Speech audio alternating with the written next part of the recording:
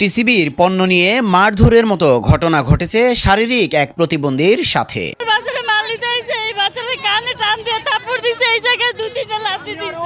দরিদ্র ও নিম্ন আয়ের মানুষগুলোর জন্য বাণিজ্য ও খাদ্য মন্ত্রণালয়ের অধীনে এ সকল মানুষের কথা ভেবে সরকার টিসিবির উদ্যোগে খাদ্যপণ্য সরবরাহের ব্যবস্থা করেন।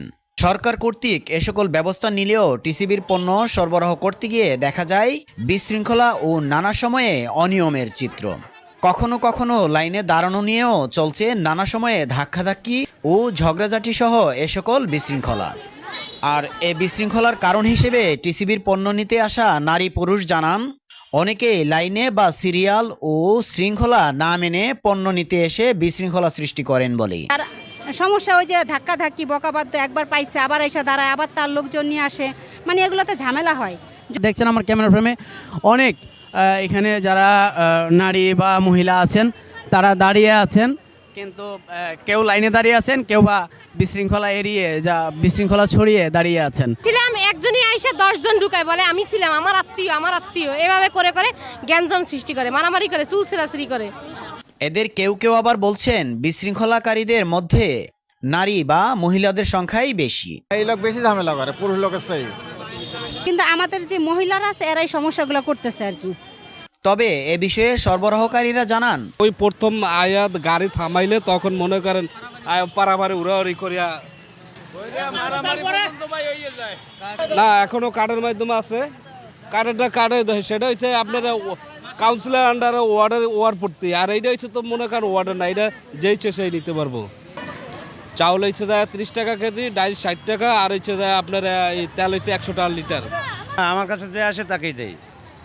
এছাড়াও কখনো কখনো আবার দেখা যায় এ পণ্য নিতে এসে কেউ কেউ আবার হচ্ছেন মারধরের শিকারও। রাজধানী মিরপুর পীরেরবাগ আমতলা বাজারের স্থানীয় এলাকায় ট্রাক বহনকারী টিসিবির পণ্য বিতরণের সময় শারীরিক প্রতিবন্ধী এক ব্যক্তির সাথে এ ঘটনা ঘটে। এ ব্যাপারে ভুক্তভোগী ও তার অভিভাবকরা অভিযোগ করে জানান, টিসিবির পণ্য নিতে এসে লাইনে দাঁড়িয়ে চাল, ডাল, আটা, তেল প্রয়োজনীয় পণ্য সামগ্রী নেওয়ার সময় পাশে থাকা এক ব্যক্তি শারীরিক প্রতিবন্ধীকে মারধর করেন বলে।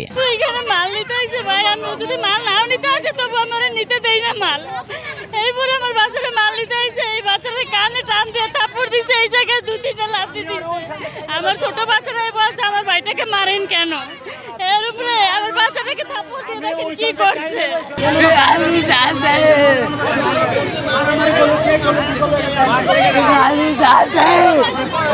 আমার ভাগনা মাল নিতে আইছে, ও একটু প্রতিবন্ধী তো, ও একটু আগে নিব মাল, ও সব সময় আইলে আগে মাল নিয়ে যায়।